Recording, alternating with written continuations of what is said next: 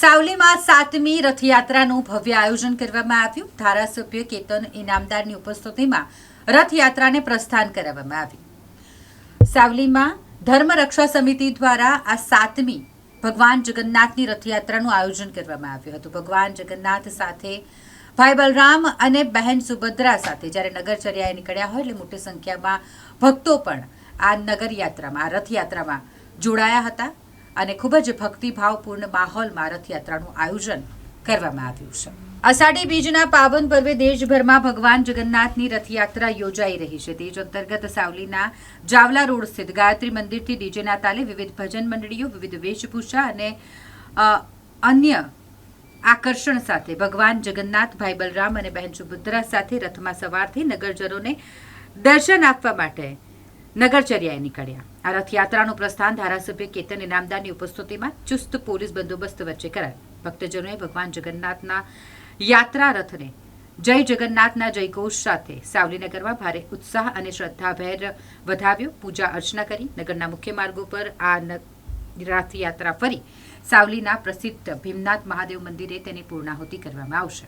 રથયાત્રામાં ભાવિ ભક્તો સાથે ભજન મંડળીઓ ઘોડસવારો વિવિધ વેશભૂષા સહિત ભારત સરકારના ઓપરેશન સિંદૂર થીમ પર રચાયેલ ટેબ્લોએ ભારે આકર્ષણ જમાવ્યું હતું।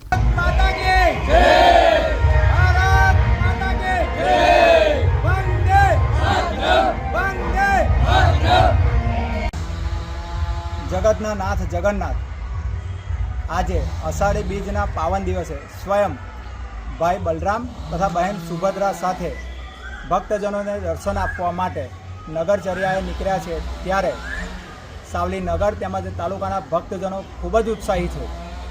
ધર્મ રક્ષા સમિતિ સાવલી દ્વારા વર્ષ 2019થી રથયાત્રાનું આયોજન કરવામાં આવે છે।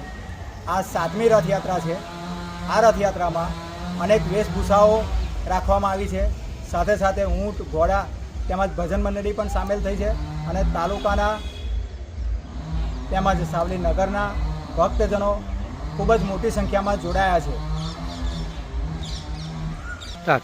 અહિંસા પરમો ધર્મ ધર્મ હિંસા તથૈવ ચ